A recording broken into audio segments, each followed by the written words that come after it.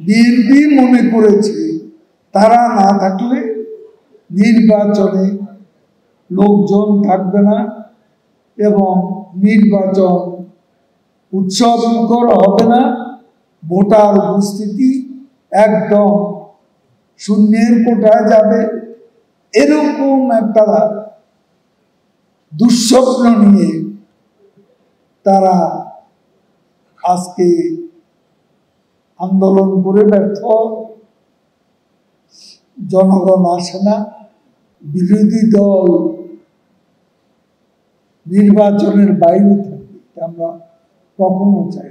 অনেকে এসছেন, কিন্তু বিএনপি সহ যারা আসেন, তারা আসলে নির্বাচনটা আরো প্রতিদ্বন্দ্বিতাপূর্ণ হতো, একটা কম্পিটিটিভ ইলেকশন, শক্তিশালী একটা কম্পিটিশন হতো, সেটা আমরা জানি।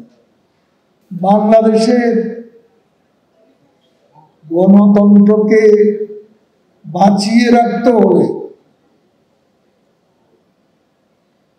ফ্রি, ফেয়ার, নিউট্রাল ইলেকশনের কোনো বিকল্প।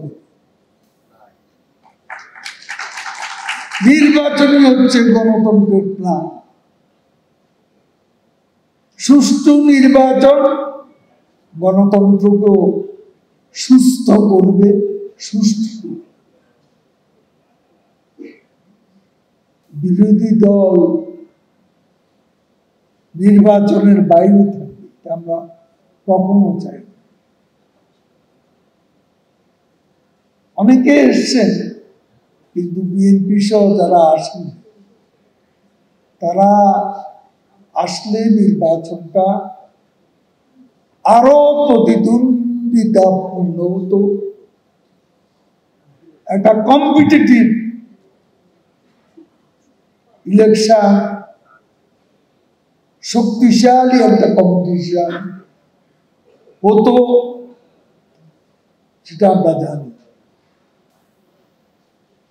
তারপরও তারা নেই, সারা দেশে কিন্তু উৎসব করে একটা পরিবেশ। ইলেকশনকে নিয়ে সারা দেশে, এই ঢাকা শহরে বিভিন্ন কনস্টিটিউয়েন্সিতে যান, নির্বাচনের পরিবেশ কত উৎসব।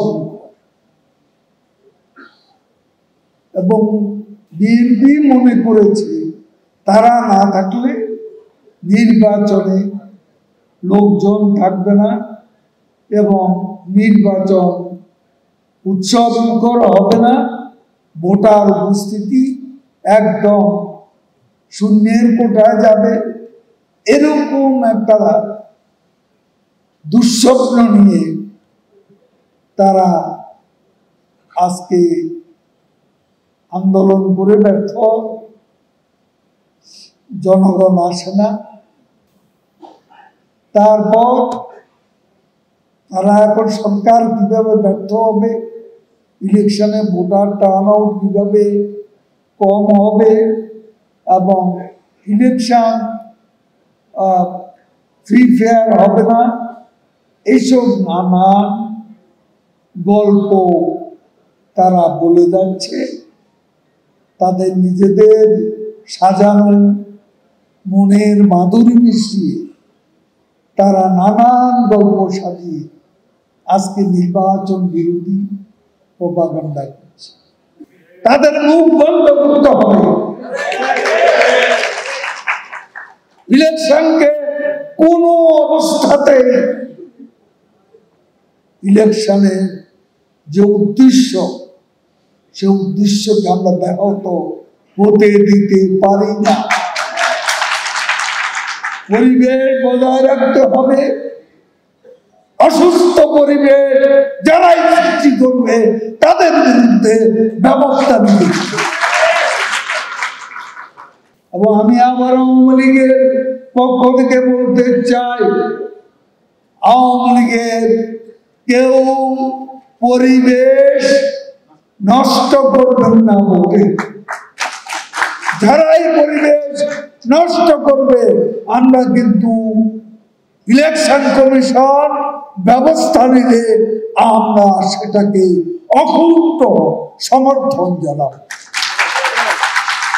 এখানে কোনো প্রকার কম্প্রোমাইজের প্রশ্ন